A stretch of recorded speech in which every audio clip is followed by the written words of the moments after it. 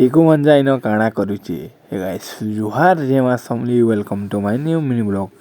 आज सकाल सकाल विकास भंजा मुई कॉलेज बाहर आसू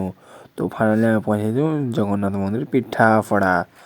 तो इन आर आगे गला के देखु कुरु पाटन इन अच्छा जेनता कि छपरी पिला तो फाइनली आम पहुँची जासु आम चुनचुनी तो इन गोटे टिफिन दुकान अच्छे तो इन टिफिन टुकान करी आम पलि आसु कॉलेज जेनता कॉलेज पलि आसु तो आमर भावग्राह भी पलि आसती न आर आगे जासु जे कि आमर लाइन मारू पिला मन ठिया तो टुकुल मैंने कॉलेज भीतर के जाऊन तो आम इलागती टाइम पास कर देसु जेनता कि इन टेज गोटे बना दीचु इटा विकास भंजा तो यहाँ आमर बाबा गोटे तो फाइनली आम पलि आसु कि क्लास करवार थी ना तो से लगे आम सांग मन भी सब पलि आसन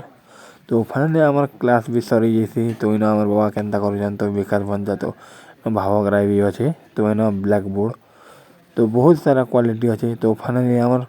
क्लास सारे कर आम पलि आसु जेनता कि चुनचुनी डिग्रा तो इन टिकू भंजा मैंने काम करुछन तो इन बेल के इन रखुचन तो भावग्राही